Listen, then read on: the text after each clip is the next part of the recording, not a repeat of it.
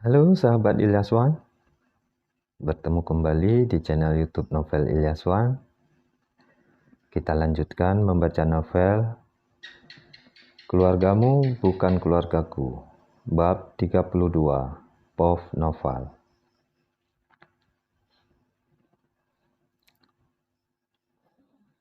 Kita laporkan saja ke polisi, ini kasus penipuan, usul Sonya. Iya, kita laporkan ke polisi. Kalau perlu dia aku bunuh sekalian. Jangan sampai kamu menikah dengan penipu seperti dia, geramku. Tapi apa?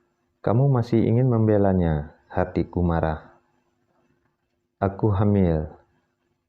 Dek. Perkataan Siska barusan seperti hantaman besar yang berhasil merobohkan tubuhku. Aku tahu, Siska tidak main-main dengan ucapannya. Jujur, saat ini aku sama sekali tidak bisa berkata-kata. Tidak ada yang bisa aku lakukan kecuali diam. Bagaimana bisa Tuhan memberikan keluarga kami cobaan yang bertubi-tubi seperti ini?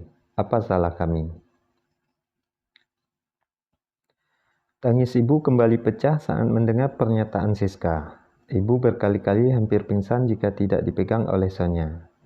Sedangkan Siska masih sibuk menangis meratapi nasibnya yang sangat buruk. Mas Eno dengan Kania masih diam. Mungkin mereka sama sepertiku, tidak tahu harus berbuat apa lagi. Kenapa kamu begitu murahan? Bentakku karena kesal. Padahal selama ini aku tidak pernah berkata kasar apalagi membentak Siska. Aku sangat menyayanginya, apalagi setelah ayah meninggal. Siska tidak menjawab, dia masih diam sambil menangis. Bahkan kini tangisnya semakin menjadi-jadi.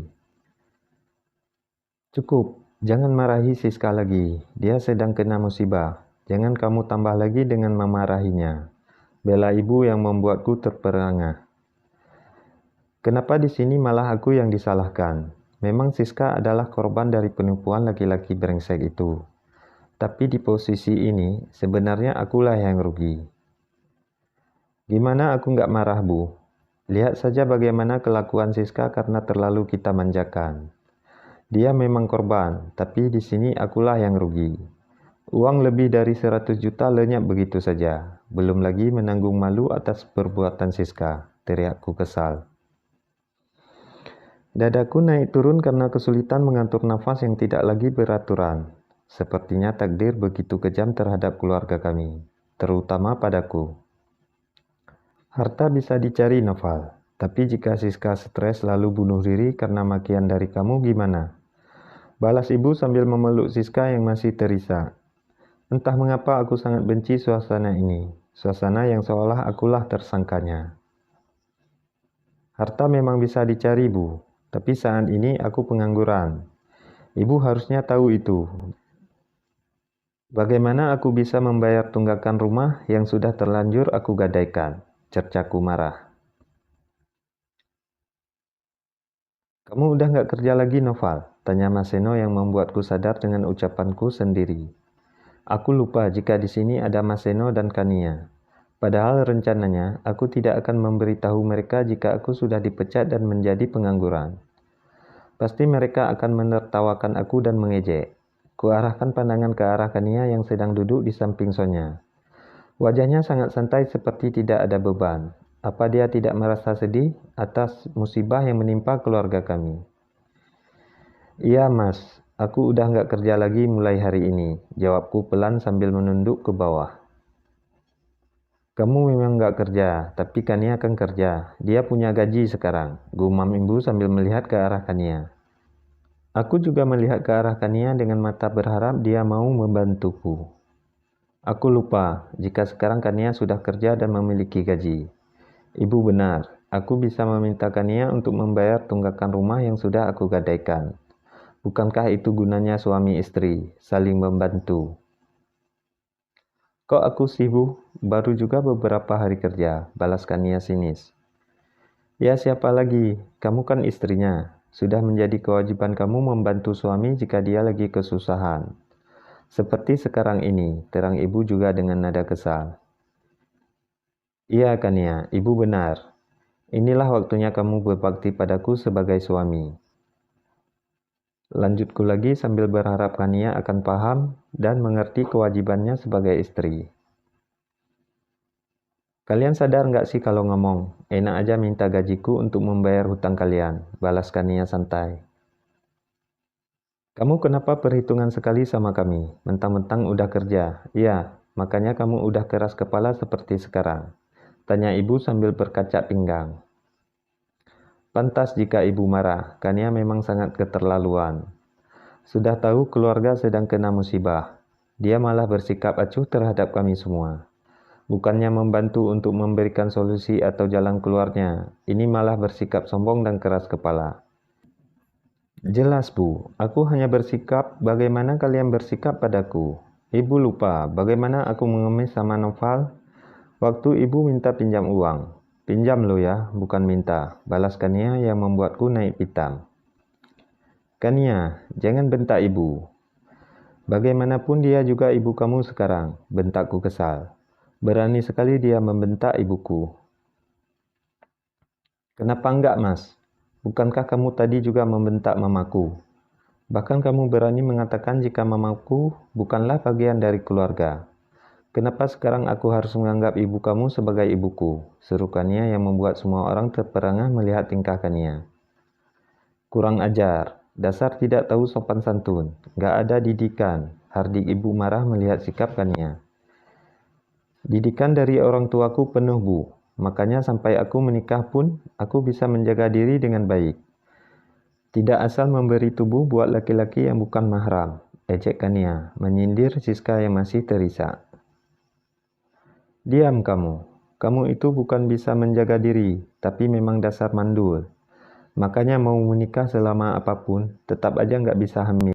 Teriak Siska membalas ucapan Kania.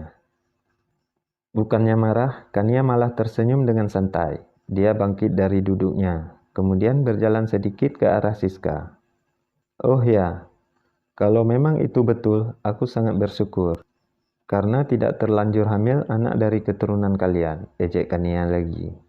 Memangnya kenapa dengan keturunan kami? Ada yang salah? Tanya ibu geram. Ada, keturunan kalian kebanyakan anak haramnya, balas Kania.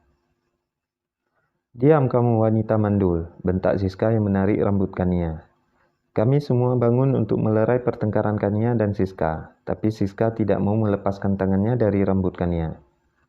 Lepas Siska, kamu bisa melukai Kania, bentak Maseno yang berusaha menarik tangan Siska. Diam kamu Mas, aku akan memberikan pelajaran pada wanita sombong ini, balas Siska.